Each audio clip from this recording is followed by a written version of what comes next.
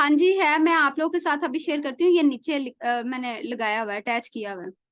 अच्छा, every such appointment shall be filed in court and shall be deem to be in force until determined. Determined का मतलब होता है इसको stop कर देना, ठीक है, इसके ऊपर लिख लीजिएगा।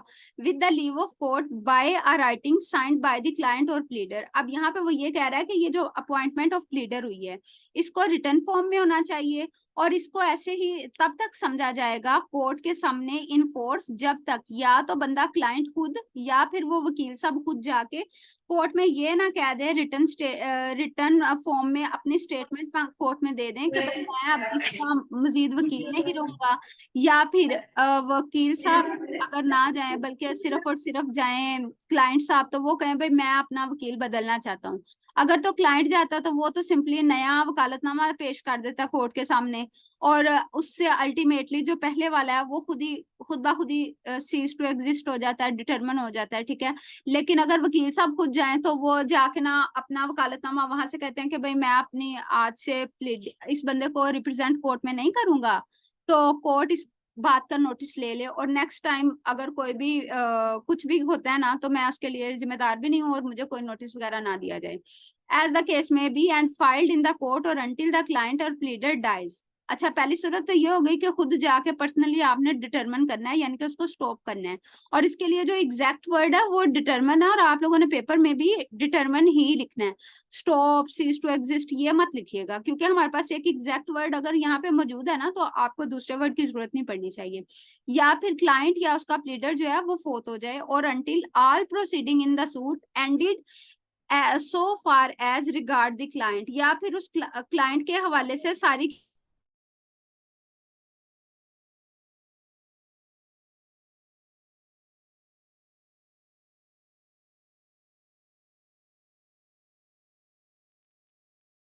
अच्छा, यहाँ से मेरी आवाज आ रही है? जी मैम आ रही है अब। अच्छा, वो थोड़ा सा हो गया था प्रॉब्लम, इसका सिग्नल था। अच्छा, यहाँ पे ना वो तीन बातें मेनली हमें बता रहा है। एक ये कि उन्होंने या तो खुद पर्सनली कर लिया, या वो डाई हो गए हैं, फोत हो गए हैं, या फिर उनकी सारी की सारी प्रोसीडिंग ही खत्म हो गई है। तो जो प्लीडर है ना उसकी जितनी लाइबिलिटी वगैरह होगी वो खत्म होगी। अच्छा, ये इतना ज्यादा उन्होंने इसके ऊपर क्यों फोकस किया हुआ है कि डिटरमिन कब होगा, ये होगा वो? क्योंकि बाज औकात ऐसे केसेस होते हैं जिसमें जो पार्टी है ना अगर उसको कहे भाई इन पर्सन पेश हो आप, वो नहीं होते, ठीक है। और ये दो सूट्स चल रहे हैं अगर किसी कोर्ट के अंदर, एक सूट ए और एक सूट बी। अब वो पार्टी ए में तो प्रॉपरली आ रहा है कोर्ट में, लेकिन बी में नहीं आ रहा। तो अब बी के अंदर क्या किया जाएगा? बी के अंदर ये किया जा सकता है मैक्सिमम कि हम लोग इसके कोर्ट के ना नोटिस में ये बात लाएं कि ये बंदा जो है पहले ए केस में पेश हो रहा है, ठीक है। तो बी केस चूंकि इसके बारे में है, तो आप इसको इन पर्सन इसके ऊपर सर्विस ऑफ नोटिस करवाएं, एक चीज। लेकिन दूसरी चीज ये, एक मिनट रुकिएगा, अजान होने के ऊपर इन पर्सन जो है वकील साहब के ऊपर भी हम लोग नोटिस समन जो है ना वो सर्व करवा सकते हैं, ठीक है। तो ये इसलिए उन्होंने क्लैरिफिकेशन यहाँ पे ना सारी की सारी दी हुई है कि भाई क्योंकि कानून में जो चीज प्लस में लिखी होती है ना पॉजिटिव साइड में, उसको अगर जब तक नेगेटिव साइड में रिवोक नहीं ना किया जाता आप उसको वैसे भी यूज कर सकते हो, ठीक है। और ये मैं आपको प्रैक्टिकली बता रही हूँ अपने एक्सपीरियंस के साथ। हमारे एक केस में ऐसा हुआ था कि जो ए था वो प्रेजेंट नहीं हो रहा था कोर्ट में, लेकिन उसके वकील साहब हो रहे थे। तो फिर जज साहब ने क्या किया था कि उनके वकील के ऊपर पर्सनल अपेयरेंस के लिए नोटिस सर्व करवाए थे, और फिर वो बंदा कोर्ट में प्रेजेंट हुआ था। क्योंकि हम लोग अक्सर डिलेइंग टैक्टिक्स यूज करते रहते हैं, तो फिर ये वकील साहब जो हमारे सीनियर थे उन्होंने ये इस तरीके से इसकी हेल्प ली थी, और उसके बाद वो बंदा पेश हो गया था कोर्ट में। For the purposes of subsection 2, an application for review of judgment and application of section 144, 152, etc. Any appeal from any decree or court in the suit, or any application or fact, or for the purpose of obtaining copies of document, return of document produced or filed in the suit, or for obtaining refund of monies paid in the court in connection with the suit shall be deemed to be proceeding in the suit. अब यहाँ पे उन्होंने ना proceedings इन suit की सारी चीजों को ना क्लियर कर दिया। और अगर आप लोगों ने इसको मजीद क्लैरिफिकेशन करना ना, तो ये until all proceeding in the suit, इसके साथ आप लोग ना इसको कनेक्ट कर सकते हैं, ठीक है। वो इसकी वजह से, क्योंकि जब हमारा केस खत्म होता है तो हमें जजमेंट और डिक्री आती है। अगर हम लोगों ने जजमेंट और डिक्री में करेक्शन करनी है तो 152 की एप्लीकेशन लगाएंगे। अगर हम लोगों ने उसकी रेस्टिट्यूशन की एप्लीकेशन देनी है तो 144 की एप्लीकेशन देंगे। अगर हम लोगों ने अपील में जाना है तो उसी वही वकील साहब उसी पुराने वकालतनामे की बेसिस पे अपील में भी जा सकते हैं। अगर हम लोगों ने कोई ओरिजिनल डॉक्यूमेंट सबमिट करवाए हुए हैं कोर्ट के अंदर और हम लोगों ने अब उनको वापस लेना है, तो क्या होगा, वही वकील साहब जा सकते हैं। या हम लोगों ने कोई पेमेंट ऑफ मनी की हुई है रिजर्वेशन के लिए, और वो अब केस क्योंकि हमारे हक में हो गया तो हम लोगों ने रिफंड लेना है, या हम लोगों ने स्टैम्प ड्यूटी पेश की हुई है कोर्ट के अंदर और वो अल्टीमेटली वो हमारे हक में हो गई है, तो हम वहां से जो स्टैम्प एक्ट के जरिए वापस ले सकते हैं, मनी रिफंड करवा सकते हैं, वो करवानी है। तो वो कह रहे हैं कि इन सब केसेस में उनको दोबारा जरूरत नहीं है कि नया वकालतनामा लाए, और ना ही ये वकील साहब के ऊपर है कि उन्होंने फीस लेनी है, ये एक अलग बात है वैसे। तो क्या होगा कि वो पुराने वकालतनामे की बेसिस के ऊपर ही, जो कि यहाँ पे हमें ग्रांट किया गया, उसी की बेसिस पे ऊपर ही आगे जाके प्रोसीडिंग्स को कंडक्ट वगैरह करवा सकता है, ठीक है। नेक्स्ट हमारे पास है दी हाई कोर्ट में by general order direct that where the person by whom a pleader is appointed is unable to write his name. ये इलिटरेट लोगों की बात कर रहा है कि जहाँ पे एक शख्स जो है वो अपना नाम वगैरह नहीं लिख सकता, तो हाई कोर्ट ना डायरेक्शन देगी, और डायरेक्शन देने के बाद वो ये कहेगी कि his mark upon the document appointing the pleader shall be attested by such person and in such manner as may be specified in the order. High court खुद ऑर्डर देगी और ये जनरल ऑर्डर होगा, और इसके अंदर ये कहेगा कि ये फलां बंदा जो है जिसको मैं अपॉइंट कर रहा हूँ अपने ऑर्डर के अंदर, ये उस इलिटरेट बंदे का या फिर वो वाला बंदा जो लिख नहीं सकता, यानी कि एक्सट्रीम ओल्ड एज वाला बंदा भी इसमें आ सकता है, वो इस बंदे की वेरिफिकेशन करे। किस चीज की? एक तो उसके थंब इम्प्रेशन वगैरह की, और दूसरा उस बंदे की क्या ये वही बंदा है या इसकी बजाय कोई और बंदा कोर्ट में मिस रिप्रेजेंट किया जा रहा है, ठीक है। उसकी वेरिफिकेशन करे, और वेरिफिकेशन करने के बाद ही वो बंदा ना कोर्ट में पेश किया जाएगा। No pleader who has been engaged for the purpose of pleading only shall plead on behalf of any party, यानी कि वो वाला बंदा जो सिर्फ और सिर्फ प्लीडिंग के लिए कोर्ट में प्रेजेंट किया गया। अब ये वो वर्ड है जिसकी वजह से मैंने आप लोग को शुरू में प्लीडिंग्स और प्लीडिंग का डिफरेंस बताया था। यहाँ पे प्लीडिंग का ये मतलब है कि वो बंदा कोर्ट में आके आर्गुमेंट कर रहा है, ठीक है। यहाँ पे आप लोग चाहे लिखना चाहें तो लिख भी सकते हैं। अनलेस ही यहाँ पे वो कह रहा है कि कोई भी ऐसा प्लीडर जिसको सिर्फ और सिर्फ प्लीडिंग के लिए इंगेज किया गया है कि भाई वो उसके बिहाफ पे कोर्ट में आए और वहां पे आके बोले सारा, ठीक है, वो तब तक उसको कोर्ट में नहीं ऐसा समझा जाएगा कि इसको वाकई अथॉरिटी मिली हुई है जब तक वो मेमोरेंडम ऑफ अपेयरेंस ना कोर्ट में पेश कर दे। Unless he has filed in court a memorandum of appearance signed by himself and stating, जब तक उसने मेमोरेंडम ऑफ अपेयरेंस कोर्ट में नहीं पेश कर देना, और उसमें क्या क्या स्टेट करना है, name of the parties to the suit, name of the party for whom he is appearing, और name of the person by whom he is authorised to appear. यानी कि उस कि पार्टीज टू सूट का नाम, यानी कि सारे जैसे सलमान बनाम अशरफ हो गया केस, इस तरीके से पार्टीज टू सूट, और उसके अलावा किस बंदे ने उसको अपॉइंट किया है, ठीक है, और किस पार्टी के लिए आया कि वो प्लेंटिफ के लिए पेश हो रहा है, डिफेंडेंट के लिए हो रहा है, प्लेंटिफ नंबर 1, डिफेंडेंट नंबर 1, इस तरीके से वो सारे के सारे कंटेंट्स देगा। Provided that nothing is this rule shall, इस ये जो मेमो हम कहते हैं ना आम जुबान में मेमो देना कोर्ट के अंदर के अगली तारीख पे हम वकालतनामा कर देंगे पेश, ये उसके लिए भी है ये, और प्लीड करने के लिए भी। I shall apply to pleader engaged to plead on behalf of any party by any other pleader who has been duly appointed in act to act in court on behalf of such party। इसमें यह कहा गया कि अगर एक जो pleader है जिसको कोर्ट के अंदर प्लीड करने के लिए एक पार्टी ने अपॉइंट ड्यूली किया हुआ है, यानी कि वकालतनामे के जरिए, अब अगर उसका कोई जूनियर वगैरह आ जाता है ना, तो फिर वो उसके लिए नहीं मांगेंगे वकालतनामा या मेमोरेंडम ऑफ अपेयरेंस सेपरेटली, ठीक है। ये मेमोरेंडम ऑफ अपेयरेंस है, इसकी आप लोग पिक्चर ले लें जल्दी से, ठीक है। तो हम फिर नेक्स्ट पढ़ते हैं, ये 2 सफ़ों पे है, ले लिया आप लोगों ने स्क्रीनशॉट?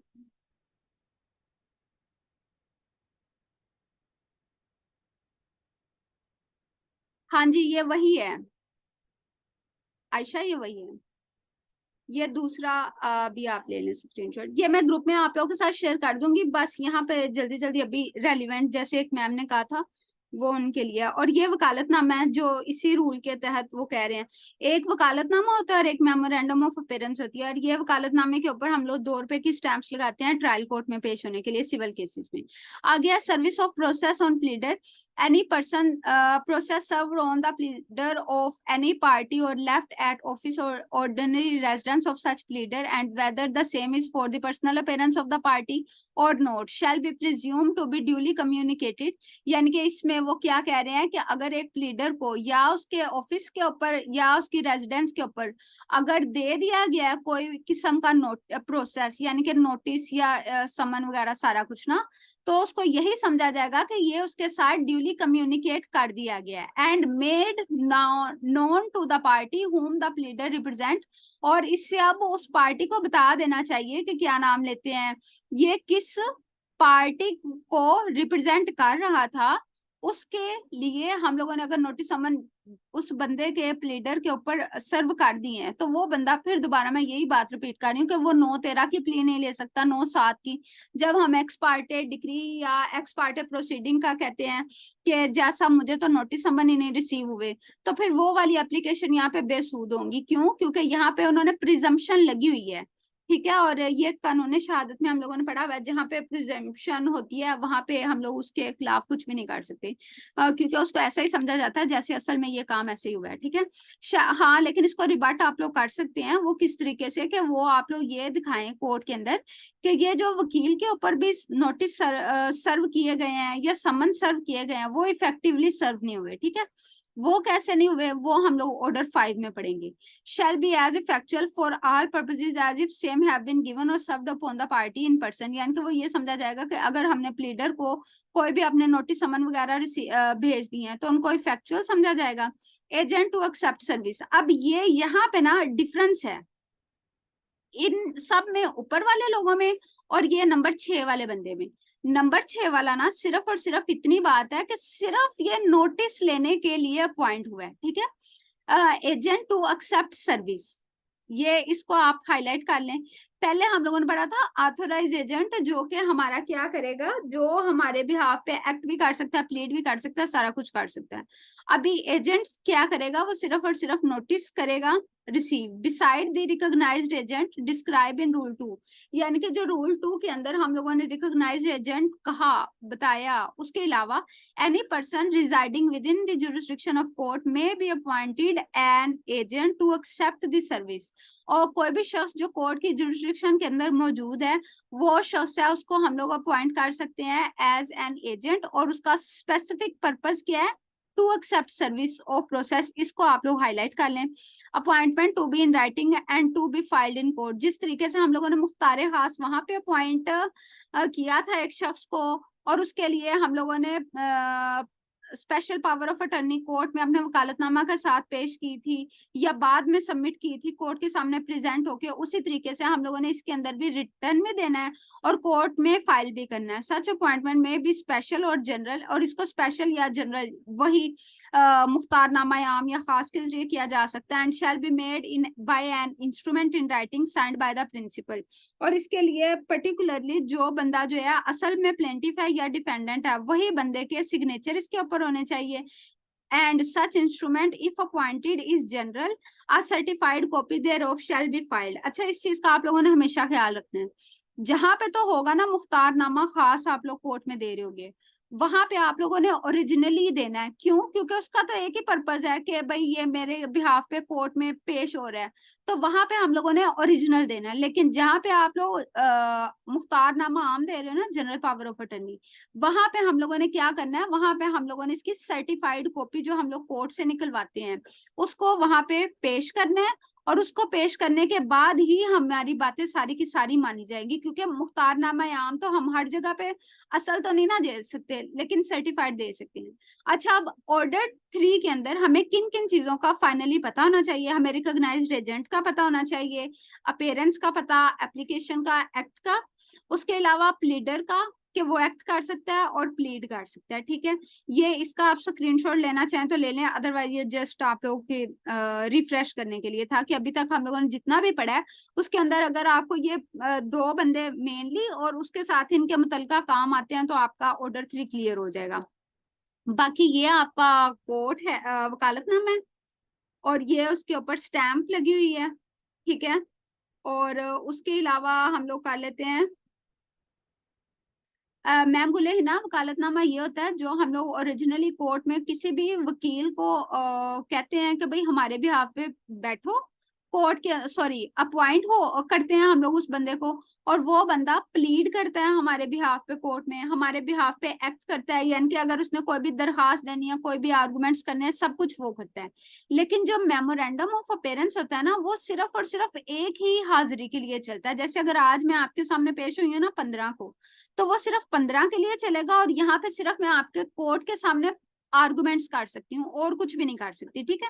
कोई रिटर्न किस्म का कोई दरखास्त वगैरह कुछ भी नहीं दे सकती, ठीक है। अब ना मैं थोड़ा सा जल्दी पढ़ाऊंगी क्योंकि हमारे पास टाइम थोड़ा रह गया है और काम हमारा काफी ज्यादा ही पड़ा हुआ है, ठीक है। अब अगर हम लोग आ जाएं frame two,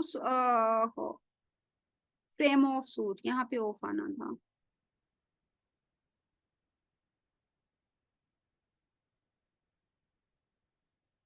frame of suit, इसमें आपने ना दो बातें ख्याल रखनी है।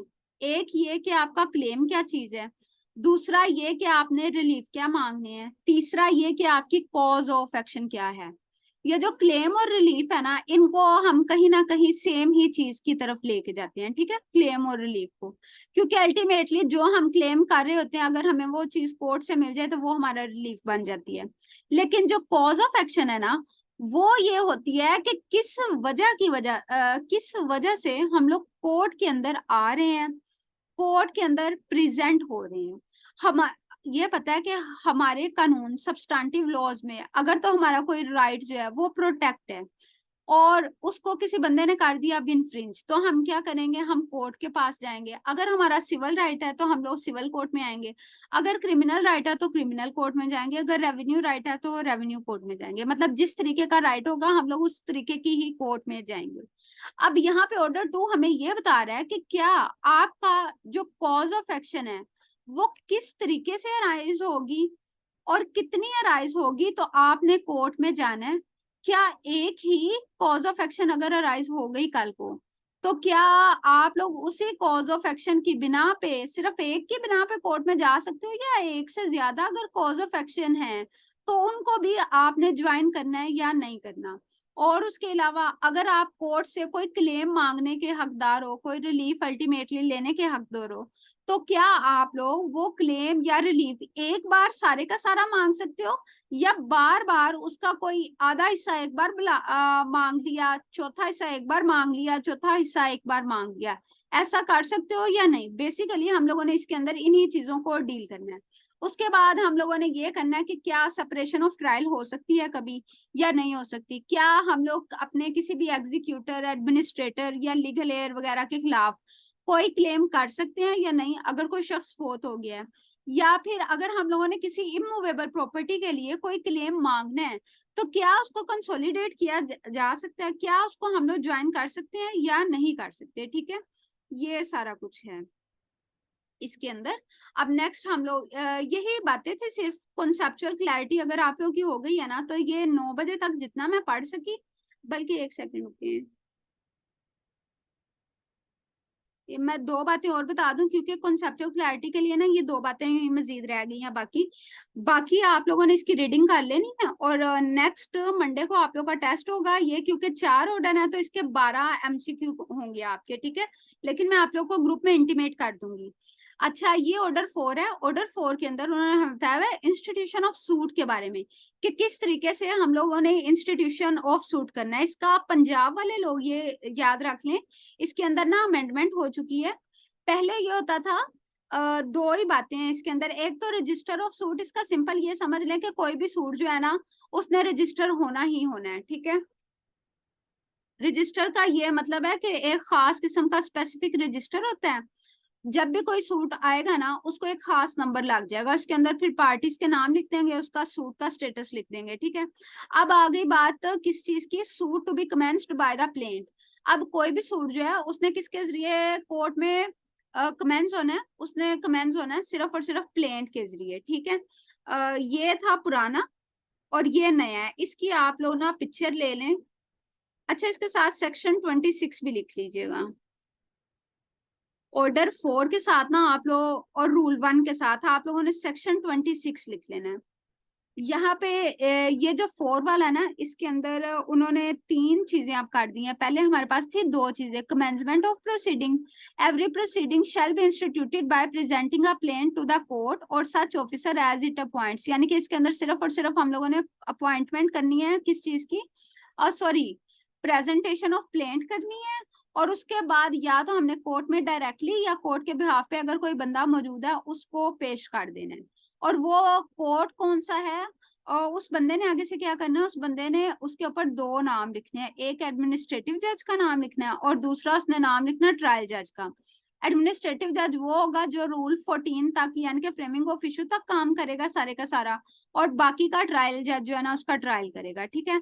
और उसके बाद रजिस्टर ऑफ सूट, ये मैंने आपको बता दिया, कोर्ट टू बी नंबर। अच्छा, ये एक एक्स्ट्रा चीज आ गई है कि सारे कोर्ट्स को ना कोर्ट नंबर दे देंगे। उससे कल को अगर हमें ये पता चलेगा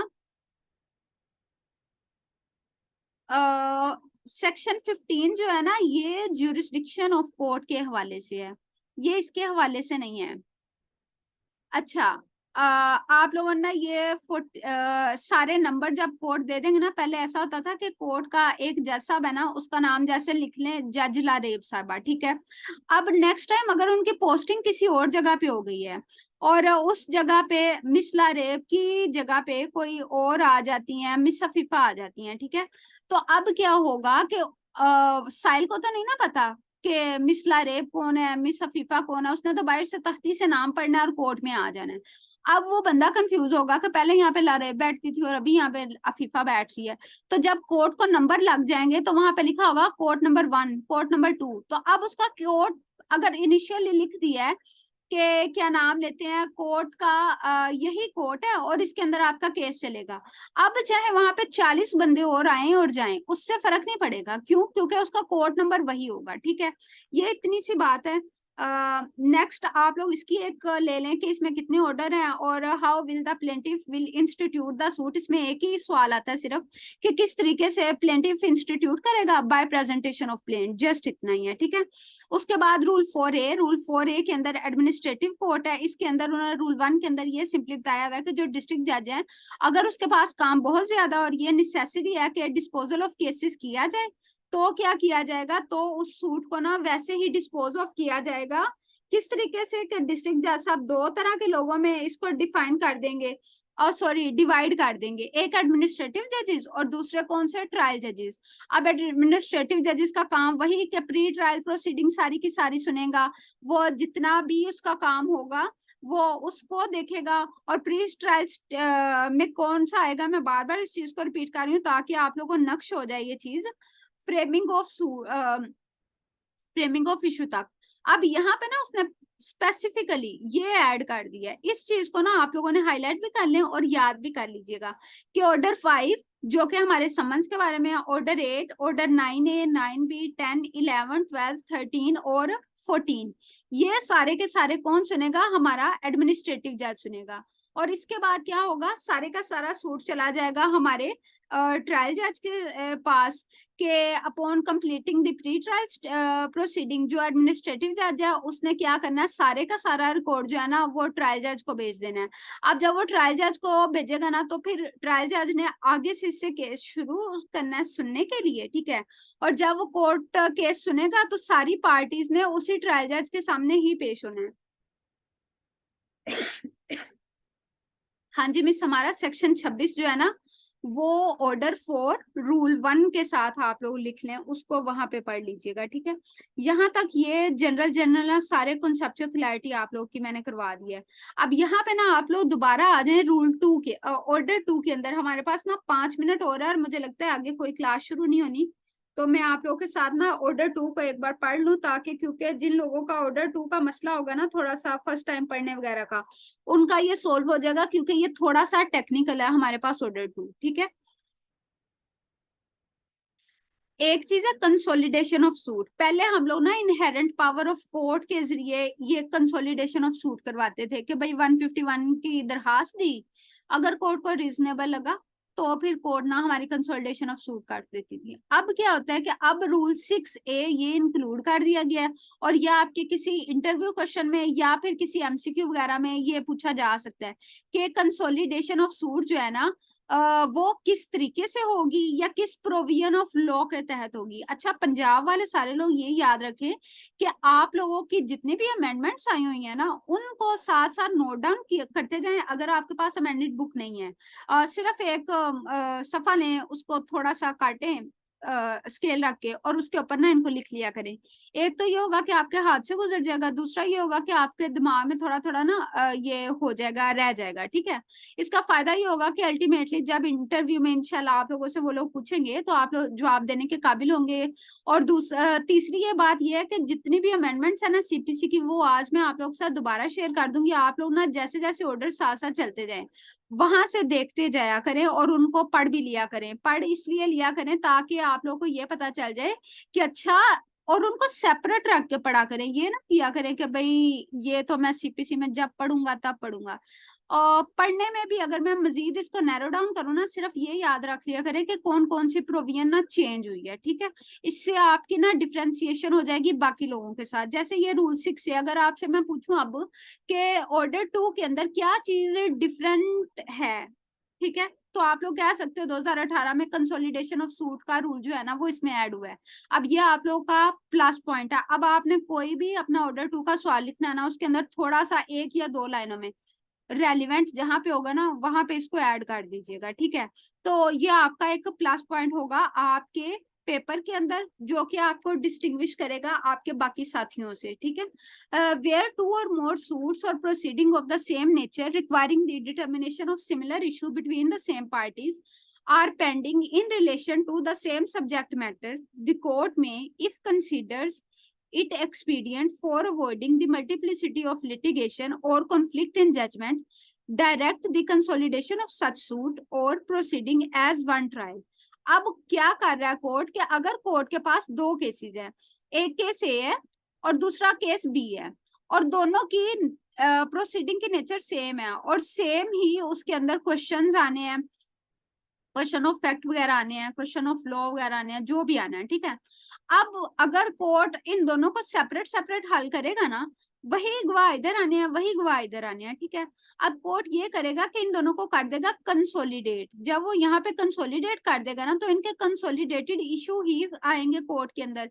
अच्छा, कंसोलिडेशन के बाद पता है कोर्ट क्या करती है? कोर्ट ये कहती है हो सकता है कि एक केस में मैं प्लेंटिफ हूँ और सुंबल डिफेंडेंट हूँ, और दूसरे केस में सुंबल प्लेंटिफ हो और मैं ना डिफेंडेंट हूं। ठीक है, अब कोर्ट ने खुद ही डिक्लेयर करना है कि अब कंसोलिडेशन के बाद कौन बंदा प्लेंटिफ होगा दोनों सूट्स में ना, दोनों सूट के रेलिवेंट, और कौन बंदा जो है वो असल में डिफेंडेंट होगा। ठीक है, अब जो बंदा प्लेंटिफ होगा ना, उसको उस कंसोलिडेशन के ऑर्डर के बाद हमेशा till decree execution appeal review revision even supreme court तक वही प्लेंटिफ को प्लेंटिफ का ही स्टेटस दिया जाएगा। हाँ, उनके प्रोसीडिंग के हवाले से उनके नाम तो चेंज होंगे, जैसे अपील में एप्लीकांट हो जाएगा, एप्लीकेशन में एप्लीकांट हो जाएगा, रिव्यू में एप्लीकांट वगैरह, पिटिशनर, ये सारा कुछ हो जाएगा। लेकिन वो प्लेंटिफ का स्टेटस हमेशा प्लेंटिफ वाला ही रहेगा। जो डिफेंडेंट का जिसका नाम होगा, जिस बंदे का नाम डिफेंडेंट होगा, उसका नाम हमेशा हमेशा जो है ना वो डिफेंडेंट ही चलेगा till final determination of suit. ठीक है, नेक्स्ट मैं इसको पढ़ देती हूँ, थोड़ा सा रह गया। Direct the consolidation of suit proceeding as one trial, और उसका जो ट्रायल है वो सिंगल ट्रायल की सूरत में चलेगा। इस चीज को आप लोगों ने ना हाईलाइट कर लेना है। एक ये जो पार्टीज के बारे में मैंने आपको बताया है, इस चीज को आप लोगों ने अपने पास नोट कर लेना है। दूसरा, ये सिंगल ट्रायल की सूरत में चलेगा, क्योंकि ये हमारे पास MCQ भी आ सकता है, हमारे पास इंटरव्यू में भी सवाल आ सकता है। Where upon all such suits of proceeding shall be decided on the basis of consolidated trial. और फिर ये जितने भी सूट्स या प्रोसीडिंग जिनको कंसोलिडेट किया गया